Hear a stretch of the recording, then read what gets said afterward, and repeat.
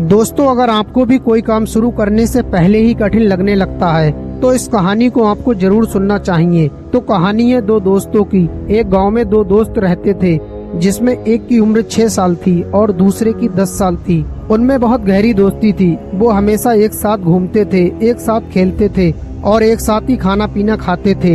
एक दिन वो दोनों घूमने के लिए निकल गए। अब उनमें से एक को प्यास लगने लगी। अब दोनों पानी की तलाश में घूमने लगे। तभी उन्हें एक कुआं नजर आता है। अब वो पानी पीने के लिए कुएं के पास जाते हैं और जैसे ही पानी पीने लगे तभी उनमें से बड़े लड़के का पैर फिसल जाता है और वो कुएं में गिर जाता है। अब जो 6 साल का लड़का था वो बहुत परेशान होने लगा, क्योंकि दूर दूर तक उसे कोई भी नजर नहीं आ रहा था। अब वो सोच में पड़ गया कि करूं तो करूं क्या। तभी उसको वहाँ पर एक बाल्टी रखी हुई दिखाई देती है। तभी उसके माइंड में एक आइडिया आता है कि क्यों ना बाल्टी को कुएं में फेंककर रस्सी से खींचकर अपने दोस्त की जान बचाई जाए। और उसने वैसा ही किया। उसने बाल्टी को कुएं में डालकर रस्सी से अपने दोस्त को पूरी ताकत से खींचने लगा।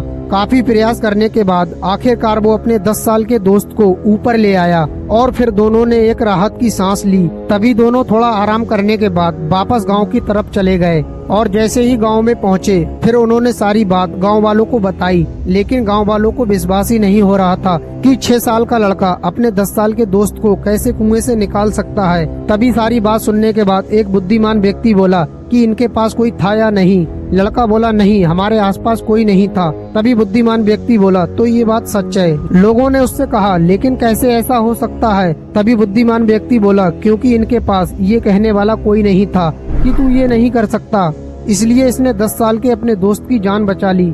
Moral of the story. दोस्तों, इस कहानी से हमें ये सीख मिलती है कि अगर आपको जिंदगी में कुछ भी हासिल करना है तो बिल्कुल बहरे बन जाओ और अपने काम पर लगे रहो। एक दिन यही लगन आपको कामयाबी तक पहुंचा देगी।